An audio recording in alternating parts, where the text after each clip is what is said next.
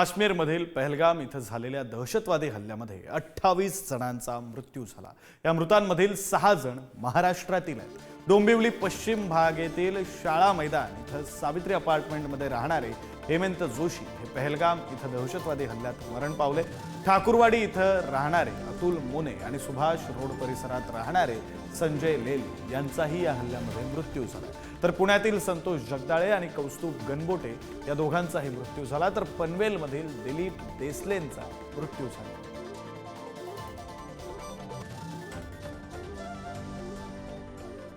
महाराष्ट्रातील हे 6 जण या दहशतवादी हल्ल्यामध्ये मृत्युमुखी पडलेत।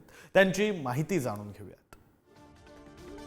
कौस्तुभ गणबोटे वय 56 वर्ष, राहणार पुण्याच्या कोंढवा भागामध्ये, व्यवसाय फरसाण विक्रेते। पत्नीसह फिरायला गेले होते।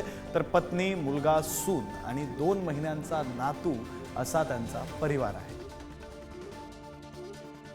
संतोष जगदाळे वय 54 वर्ष, राहणार पुण्यातील कर्वेनगर परिसरात, व्यवसाय LIC एजंट।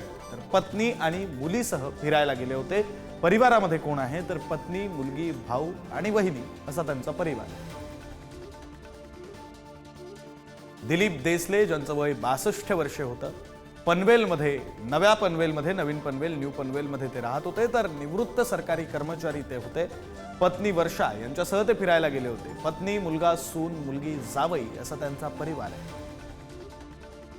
संजय लेले ज्यांचं वय 50 वर्ष, राहणार डोंबिवलीच्या विष्णुनगर परिसरामध्ये, व्यवसाय खासगी कंपनीमध्ये ते नोकरी करत होते।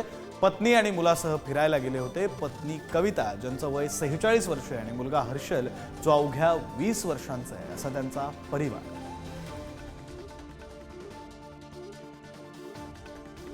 अतुल मोने ज्यांचं वय 43 वर्ष, जे डोंबिवलीच्या ठाकुरवाडी परिसरामध्ये वास्तव्याला होते, रेल्वे कर्मचारी ते होते। तर पत्नी आणि मुलीसह ते फिरायला काश्मीरला गेले होते। पत्नी अनुष्का आणि मुलगी रुचा असा त्यांचा परिवार।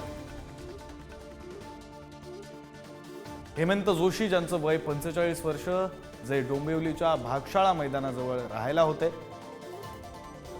जे खासगी कंपनीमध्ये नोकरी करत होते असा त्यांचा व्यवसाय होता। तर मुलाची 10वीची परीक्षा झाल्यानंतर मुलगा आणि पत्नीसह ते फिरायला गेले होते। पत्नी मोनिका आणि मुलगा ध्रुव ज्याची नुकतीच 10वी झालेली आहे असा आता त्यांच्या पाठीवर उरलेला त्यांचा परिवार आहे।